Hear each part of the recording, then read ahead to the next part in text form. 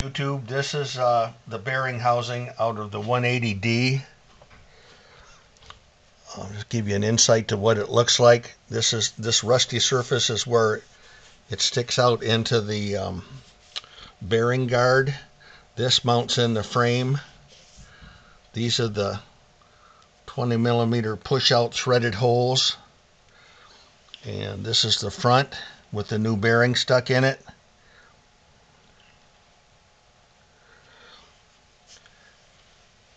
This seal has been replaced. Make sure you grease the seal up. Put grease in here before pushing it onto the shaft. The way I installed the seal down in there, this is the old seal. Oh, this seal goes to the cover. I'm sorry. This is the seal that goes down in the bottom. I used a punch and punched it out this way. And then the new seal, there's not much of a lead in, so I put it down in there, put a piece of metal over it, and then I made a anti-rock plate, and that fits right down into the bore. I pushed that down in there with a gigantic C-clamp between the bottom of the workbench and up here, and pushed that seal right in, and it made it level. And then I used the old seal to seat it down, and then the old seal pops right out. Now, the new bearing didn't go in very hard. I used this block and pushed the bearing down with the gigantic C-clamp, like a press screw, and that seated it.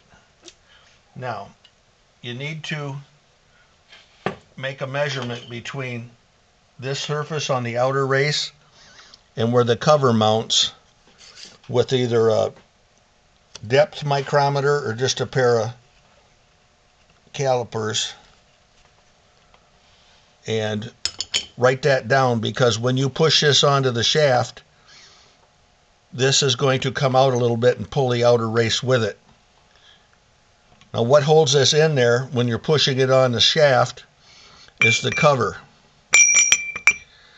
Now, the cover doesn't have the new seal in it yet, and I'm not going to put the new seal in until it gets mounted onto the frame. The new seal goes up in here. All the bolts should be in place, because when you're pulling this in with the pull-in bolts and the nuts, it will put an enormous amount of pressure on this surface right here between the outer race and this here, because it's going to want to go back this way. It's hard to force that onto the shaft. So make sure you put the bolts back in. I would leave the seal off until all that's done, pull it off again, and then put the seal on. Make sure you have the new nut and all that on there. But if there's any questions about any of this, feel free to ask in the comments, and I'll do my best to tell you what's going on. But there's the new bearing. It's a spherical bearing. There's two sets of these rollers, one on that side, one on this side. Should be good to go for another 2,000 hours. Okay, thanks for now.